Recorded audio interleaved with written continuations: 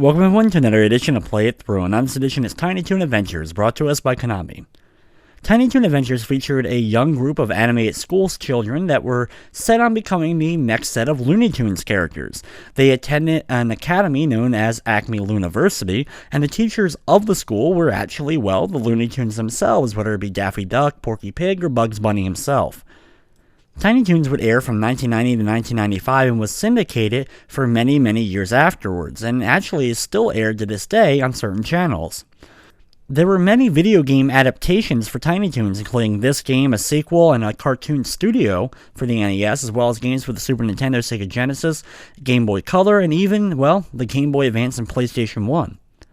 In this game, we play as Buster Bunny and one of three other partner characters trying to save Babs Bunny from the evil Montana Max, one of the many different villains from the cartoon series itself. So here we go with Tiny Toons for the NES.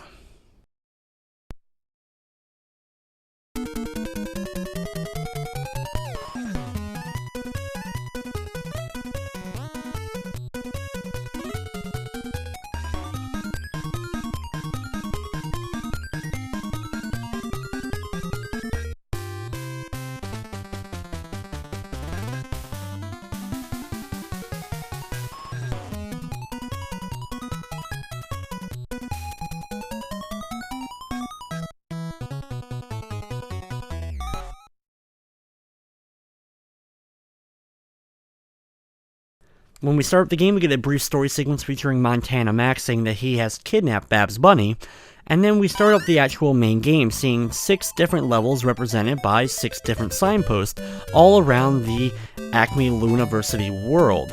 And of course, this actually is also featured in the opening title sequence to the cartoon itself. We then get to pick from one of 3 different partner characters, Plucky Duck, Dizzy Devil, or Furball. Now, once you pick one of these other characters, you then jump into the first level itself, and the game is a very typical platformer for the NES era. You, of course, start off as Buster Bunny himself, and you can jump on the heads of many different enemies, defeating them, and also bouncing off of them in order to get over large gaps. You can collect carrots in the game that trading in a certain amount of them to Hampton during certain parts of the game will allow you to net some free extra lives.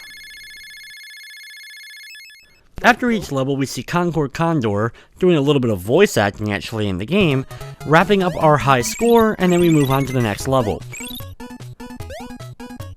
In the next stage, early on, I end up grabbing one of the red balls with a star on it. This will end up changing me over to my partner character, in this case Plucky Duck. Many of the enemies that you'll see throughout this game are actually other characters from the Tiny Toons cartoon. Some of which are enemies, and a few other ones are just kind of standby characters that you would see off and on throughout the series. Konami did a very good job of elaborating with the actual animation of the characters, featuring many Tiny Toons characters that were represented at this point in the game, with different color schemes as well as fluent animations.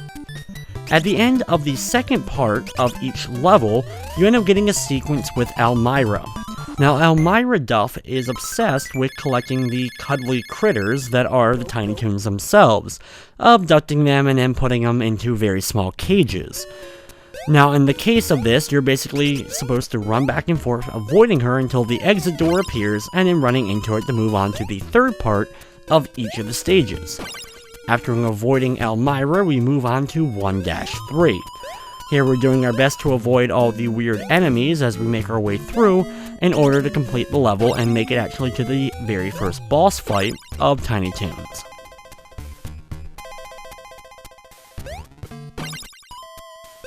I always saw very many similarities to this game to Super Mario Bros. 3, with the PAL meter at the bottom, the lives and item count, the portrait of the character, and then all the other score and other things on the right side of the bottom of the screen.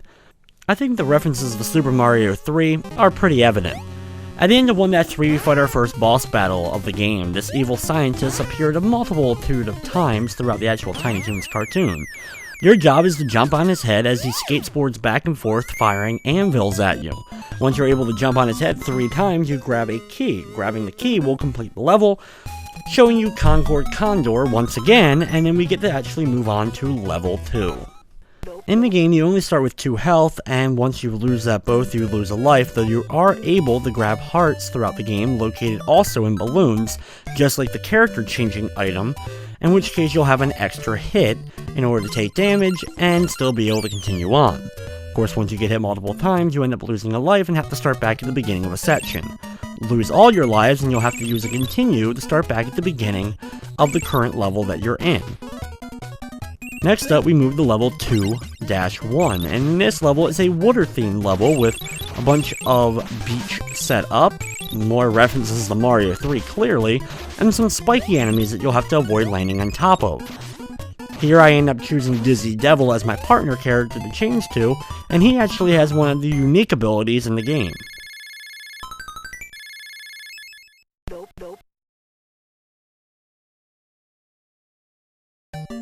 While Plucky was actually able to float over certain gaps and stuff, flapping his little wings, Dizzy can actually spin into enemies for a short period of time, defeating any enemy he ends up running into.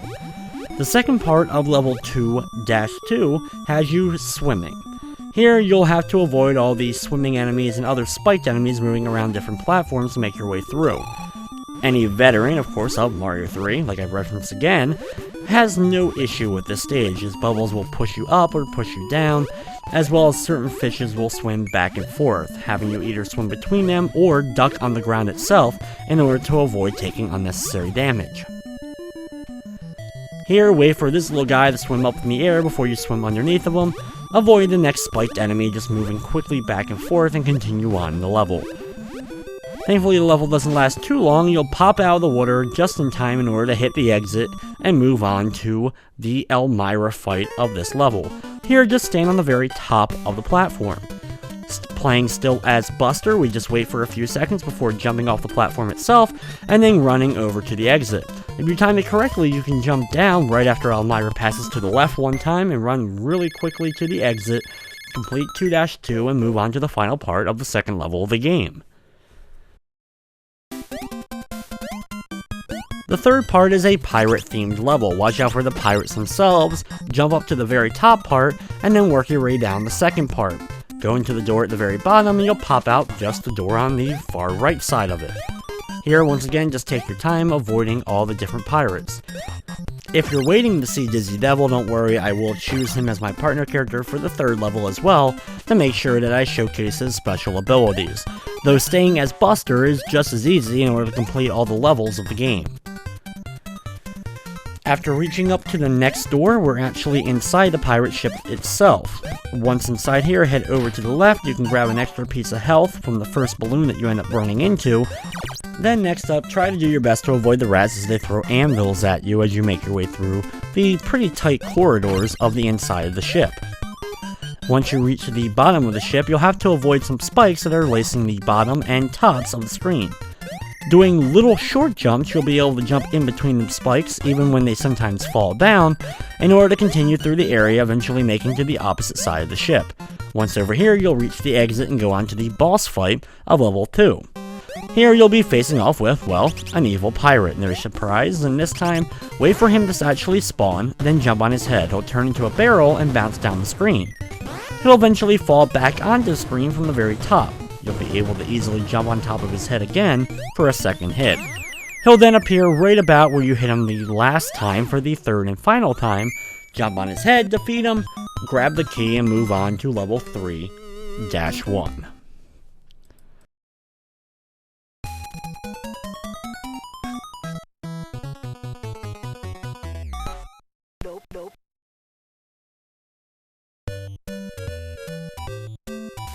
Like I mentioned, I will still pick Dizzy in this stage, so that I can finally actually show off his ability.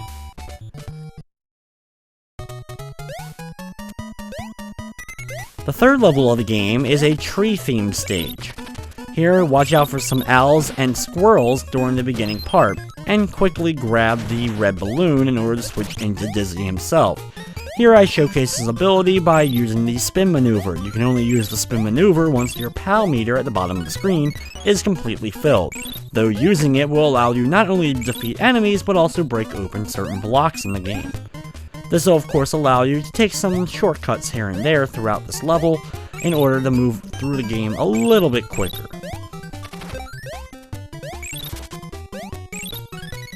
Thankfully, after a nice big jump, grabbing a couple of fruit along the way, we make it to the exit and move on to 3-2.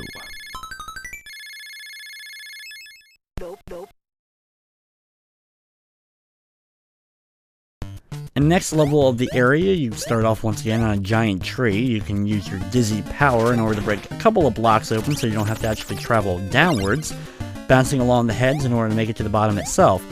There's a whole bunch of evil-looking trees along the way, and they will fire birds at you, but they're able to easily be dodged as you make your way across the very small gaps. Over on the far right side, they will fire out some more birds. Use your spinning ability in order to take them out, and then climb up the tree itself. There's some porcupine enemies easily able to be jumped over as you make your way through the rest of this particular part before eventually reaching the exit and moving on to 2-3. Before that though, of course, we had to battle Elmira herself again. Another pretty easy area, just wait along this platform. Elmira will run all the way over to the left and try to grab you. Once she's done so, then start jumping along the platforms on the top portion of the screen. Make your way over the gaps, and eventually over to the exit itself on the far right side. Condor will laugh hysterically like always. You'll rack up your score and move on to the third part of level 3.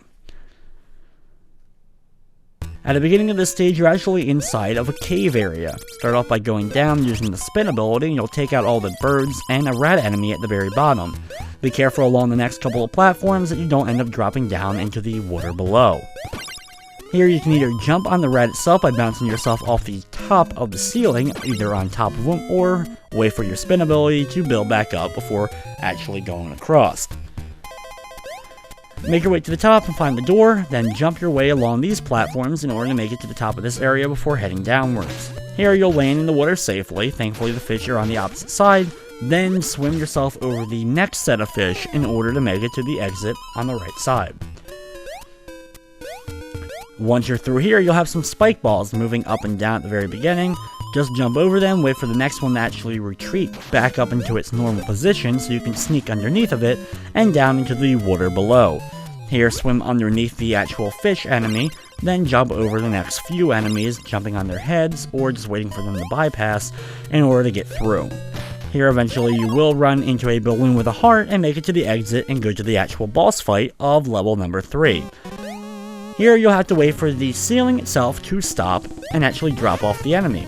Jump on the giant werewolf-like creature's head in order to do damage, and then wait for the platform to stop, then do it again. And if you're lucky, you can actually get 2 hits per time he's dropped. Once you hit him 3 times, just like the other bosses, you defeated him and move on to level 4. Level 4, we'll be picking Furball as our partner character.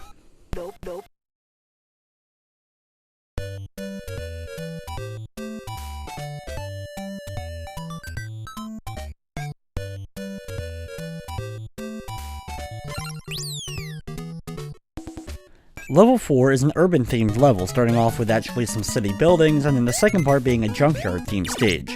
Be very careful of the enemies actually not only in the trash cans themselves, but in the windows. These dog enemies in the windows will appear randomly, and even though they aren't really doing anything to you right away, they can still hit you if you accidentally jump into them. Thankfully, there is a balloon a little bit through the level so that you can get an extra hit to your health bar, while you're trying to dodge all the projectiles that will eventually start flying all around you. This is actually one of the tougher levels in the game. There's a lot of projectiles coming your way, the enemies in the windows are tough, and even the ones that are just sitting in the trash cans can get in your way while you're trying to do your normal platforming. There's little short jumps along this way, so be very careful, and eventually making it to the exit itself.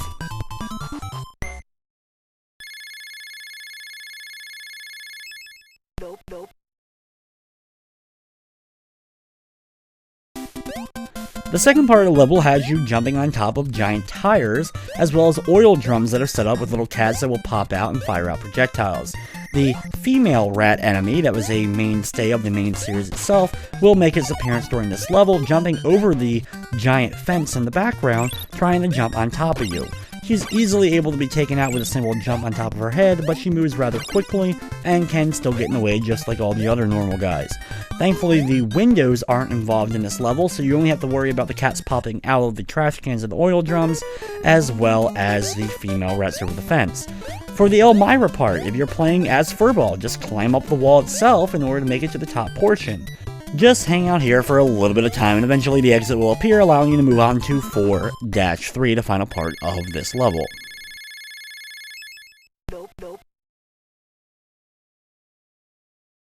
For this stage, you're going to be moving your way up all these different little mini platforms. Along the way, there is a balloon you can grab in order to grab a little extra piece of health or change your character.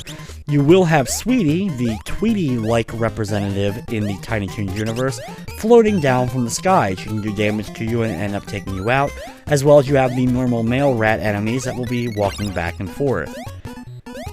Just take your time, wait for Sweetie to kind of fly over you before you're attempting to climb up the walls or just doing normal platforming amongst the regular platforms. Using Furball's special ability, you can skip at least portions of this level, and using him is definitely a plus compared to the other partner characters you could choose from. The level isn't too long though, and eventually you make it to the top and it's time to battle the actual boss. If you keep climbing up during the extra open area above you right near the exit, you can grab an extra piece of health in case you only have one hit left going into the boss. Now this boss actually works differently than the other bosses in the game. Here, what you have to do is actually avoid the little monkeys that end up falling from the sky. After 2 sets of 2 monkeys each, a piece of the platform will break apart and fall off screen. Eventually, all 4 pieces of the platform will fall off screen, in which case the giant ape will fall to his doom and you'll end up completing the boss fight.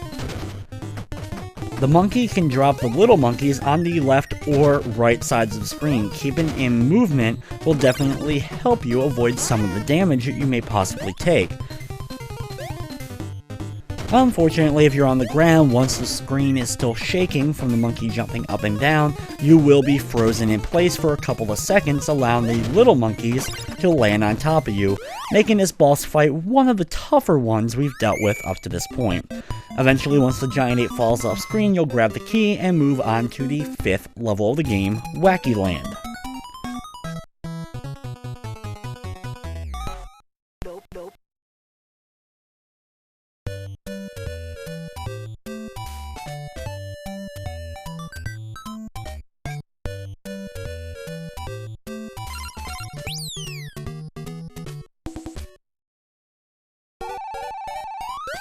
The 5th level of the game is Wacky Land. Now, Wacky Land is the off-the-wall, goofy, anything possible in the world can possibly happen here in Wacky Land. And with that, well, it actually changes up the gameplay a bit. Instead of just trying to make it from one part of the level to the other, you're collecting Dodo Dodo. Yes, that's right, Dodo Dodo, the off-the-wall character and kind of the main king of Wacky Land itself. Also, throughout the beginning of this level, I check out Hampton's little door that's located multiple different times throughout the level. If you're able to give Hampton a certain amount of carrots, he ends up netting you an extra life. Wacky Land also happens to have some of the toughest platforming that we've seen in the game so far. Be sure to collect Dodo on the first screen amongst your normal platforming, and then eventually reach the door on the far right to get to the next screen. Here, jump on the bouncing footballs and the weird other enemy that fires bubbles up into the air. He's probably the most annoying enemy that is during this level. Here, once again, grab the first Dodo at the beginning, the next one just a few platforms over, and continue on through the level, eventually making to the 3rd screen of Wacky Land. Now, on the 3rd screen, the Private Eye Eyeball will start running back along with the Giant Pen. These characters were prominent in the episode of Tiny Toon Adventures where Babs became the queen of Wacky Land itself. Grab the Dodo on the top part, and then work your way over here, doing some running slides underneath in order to grab the final Dodo and complete level 5. Dodo will split apart into multiple different Dodos, forming one giant one, before eventually leaving you the key and allowing you to complete the level. Grab the key, and move on to the final stage of the game.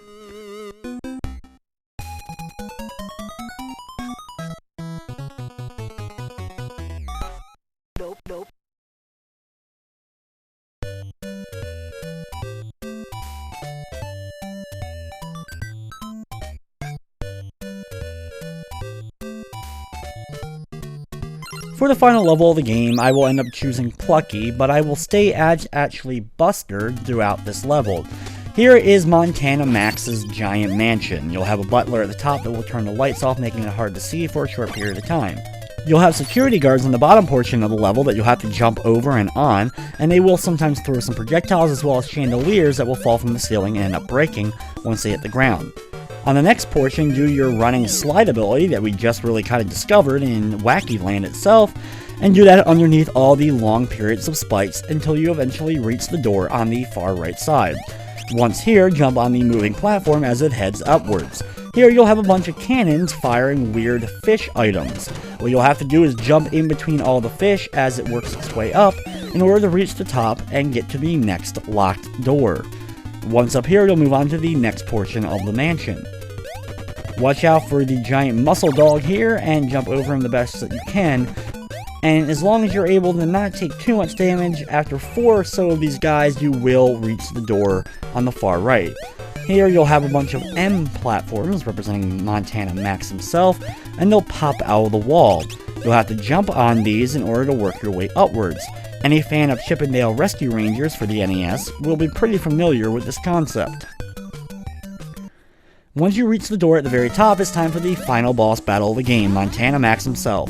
He'll fire out boxing gloves from the left and right sides that will either appear on the top or bottom of the screen, and he'll also fire coins out at you.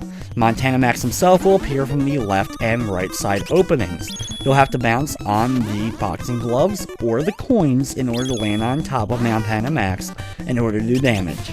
Just like the other bosses in the game, once you've dealt 3 bits of damage to him, he'll be defeated, and you've completed Tiny Toon Adventures. Now you can sit back and enjoy the ending.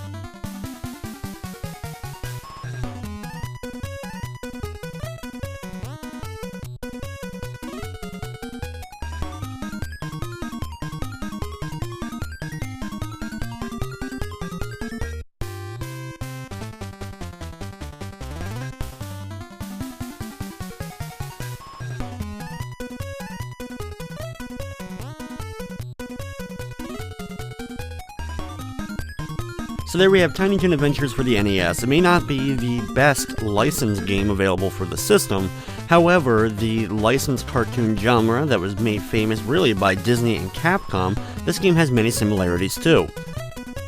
And taking a page right out of the book of the Disney Capcom games, this one features some good music, fun gameplay, colorful graphics, heck, it even got a sequel available also for the NES a little bit later on in the NES lifecycle. And admittedly, that game isn't quite as rare as some of the Disney Capcom sequels that would come out.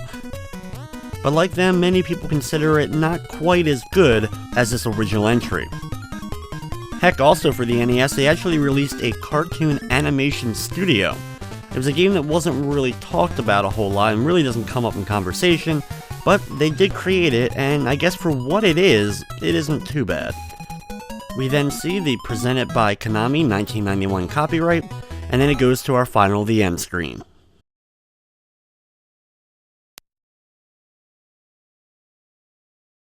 But with that, that's going to wrap up this edition of Play It Through. I'd like to thank you for watching, and of course, I hope you enjoyed.